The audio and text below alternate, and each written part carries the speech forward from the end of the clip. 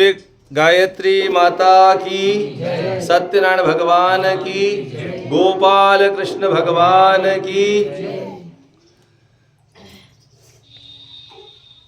आइए आज ग्राम देदली में हमारे मदन भाई के बालक कमल का विवाह हुआ, शादी हुई और विवाह के बाद में आज यहाँ पर सत्यनारायण भगवान की कथा और गायत्री माता का हवन होने जा रहा है। भगवान की कथा सुनना और सुनाना दोनों पुण्य की बात है। हर आदमी को ऐसा अवसर नहीं मिलता है कि कथा या तो सुने या सुनाए, है ना।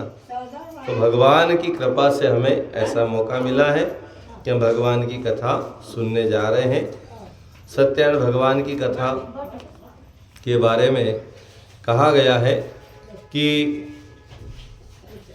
हम भगवान की कथा को ध्यान से सुनना चाहिए, मन लगाकर सुनना चाहिए।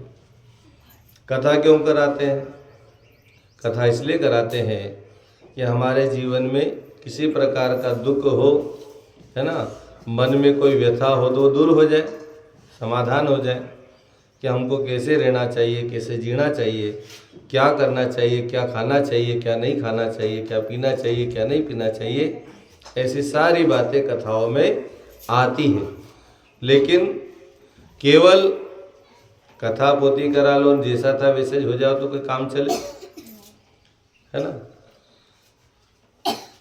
एक बार क्या होता है कि महाभारत में पांडव लोग जब युद्ध जीत गए तो तीर्थ यात्रा को गए, तो ऋषि के आश्रम में गए।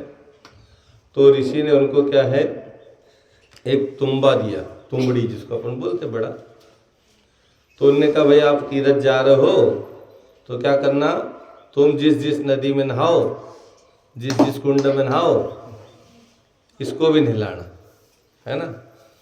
तो पांडवों ने सच करा, जब भी नहाते तो उन्होंने कहा भाई ऋषि ने दिया तो इसको भी नहलाते रहे। सारे तीर्थ गए, कहीं गंगा जी गए तो कहीं जमुना जी गए तो कहीं शिप्रा जी गए तो कहीं नर्मदा जी गए। तो विभिन्न स्थानों पर वो जो घूम फिर कर उसको नहलाते थे और वापस आए तो अपने उस ऋषि के आश्रम में पहुँचे तो उन्होंने फिर उस तुम्बा को फोड़ा। भाई इतनी नदियों में स्नान करके आया तो अभी तो इसमें गुण धर्म बदल गया होगा। उसको फोड़ा, तो फोड़ने के बाद उन्होंने सबको खाने को दिया। तो सबको खाने की दिया तो कोई नहीं खाए तो कड़वा लगे। तो ऋषि ने क्या बोला कि भाई ये इतनी नदियों को नहाने के बाद भी तो कड़वा के कड़वा रह गए, है ना। तो गंगा स्नान करो कि नर्मदा स्नान करो कि शिप्रा करो कि सरयू करो, कोई सी भी नदी में नहाओ, जब तक हम अंदर से नहीं बदलेंगे तब तक बाहर का स्नान कोई काम का नहीं है। अभी अपन खूब नहाए, रोज साबन लगाए, लाइफ बाई लगा ले, लक्ष्य लगा ले, है ना, नंबर 1 लगा ले, पर अंदर से नहीं धोले तो फिर बाहर तो फिर क्या मतलब। तो हमारे ऋषि कहते हैं कि तन को धोने के साथ साथ मन को भी धोना चाहिए।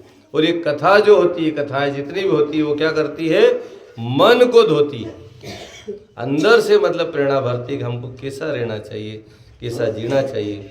तो आइए हम कथा को सुने इसी भाव से कि हमारे जीवन में जो भी कमियां हो, जो भी समस्याएं हो, या जीवन की पटरी हमारे गलत मार्ग पर जा रही हो, गलत डायरेक्शन में दिशा में जा रही हो, तो हम उसको ठीक मार्ग पर ले आएँ, ठीक रास्ते पर ले आएँ। और भगवान की जो बातें हैं वो केवल बातों को सुनने से काम नहीं होता है। अब कथा सुनने तो बहुत सारे लोग जाते हैं, हजारों जाते हैं, पर उन बातों को जीवन में नहीं उतारे तब तक वो लाभ नहीं करती है कि नहीं। जैसे किसी को प्यास लगे, सामने वाला पानी भी लाके धर दे, पर प्यास लगे, पानी भी सामने, पर उस पानी को पिए नहीं तो प्यास मिटेगी नहीं मिटे। भूख लगी हो, भोजन बनाओ, भोजन परोस भी दे, पर आदमी खाए नहीं तो पेट भराए कि देखना से भराई जाए, कि सुनना से भराई जाए, नहीं होगा। जब तक कोई भी चीज़ हमारे अंदर नहीं जाती तब तक उसका लाभ हमको दिखता नहीं। डॉक्टर हमको गोली देता है तो क्या कहता है, भाई ये गोली खाना है ना, और तुम्हारा बुखार दूर हो जाएगा, तुम्हारी सर्दी दूर हो जाएगी, तुम्हारी खांसी दूर हो जाएगी, तुम्हारा शरीर स्वस्थ हो जाएगा। आप घर लाए, अपन ने गोली ने ताक में रख दी, है कि नहीं, और 3-4 दिन बाद और डॉक्टर पास जाती रहे, डॉक्टर साहब बुखार तो उतरे नहीं, खांसी तो गई नहीं। तो डॉक्टर ने कहो भाई गोली ने जितनी दी उतनी खाएगी नहीं, तो गोली वोली तो कहीं नहीं खाई, मैंने लीजाइन धर दी पर ठीक नहीं होगा, तो ठीक होएगा कहीं? बस लोग कहते हैं भाई कथा में बहुत सारे लोग जाते है ना, तो कथा में जाना पर्याप्त नहीं है, कथा को सुनना भी पर्याप्त नहीं है, कथा को सुनकर जीवन में उतारना जरूरी है। कोई भी बात आपको बताएं तो वो जीवन में नहीं आया तब तक काम कैसे करेगी? बाहर तो बाहर ही चली गई, इधर कान से सुने इधर निकल गई, है कि नहीं?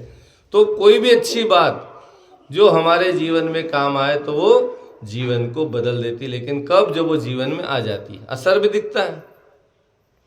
अभी कोई शराब पीकर निकले रास्ते पे से, तो वो अपने कहने नहीं आएगा मैं पिए ला, क्यों सर?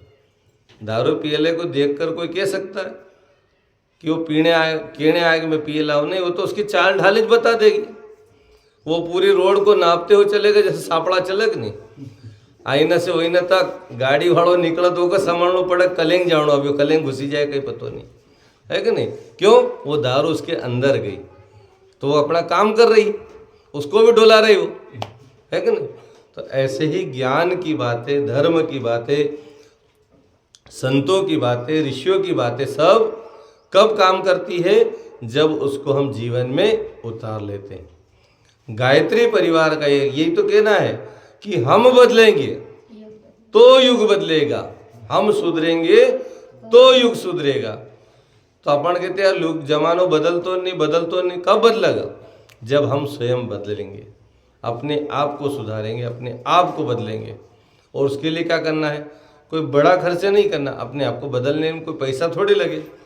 धीरे धीरे भगवान के पास रोज बैठना चाहिए, भगवान की शरण में बैठना चाहिए, भगवान से रोज प्रार्थना करना चाहिए और अपनी कमियों को देखना चाहिए। प्रभु मेरे अंदर बहुत सारी कमियां हैं, आप मेरे अवगुणों को मत देखिए, अवगुणों को ठीक करिए, मेरे को ऐसी बुद्धि दो, ऐसा हमें प्रेरणा दो, ऐसा ज्ञान दो जिससे मेरा जीवन बदल जाए, मेरी कमियां दूर हो जाए, मैं अच्छा बन जाऊं।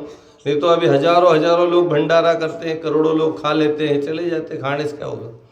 आज खाया, सुबह खाया तो शाम को चाहिए, ऐसा दे नहीं का भंडारा में जिम्मे आया तो 7 दिन नहीं खानो, ऐसो कही छे कही यानी में खाई लो शाम का भूख लाग, शाम को खाए सुबह भूख लगी जाए। तो भंडारा करें अच्छी बात है, लेकिन उन भंडारों से यदि जीवन में बदलाव नहीं आए, भंडारा में जाए, वहाँ कथा सुने, कथा की एक बात भी समझ में आ जाए तो फिर जिंदगी बदल जाती है। कोई भी छोटा सा संकल्प लेना चाहिए तो जिंदगी बदलती है। एक आदमी ने संकल्प लिया, उसको कहा भाई तू संकल्प ले, कहीं ना कहीं छोटा मोटा संकल्प ले। तो उसने क्या संकल्प लिया? उसने संकल्प लिया कि मैं जब उठूंगा तो सबसे पहले उनके आंगने सामने, मतलब घर के सामने कुमार रहता था, है ना, तो उनने कहा भाई सबसे पहले क्या करूंगा, मैं कुमार के गधे का मुंह देखूंगा।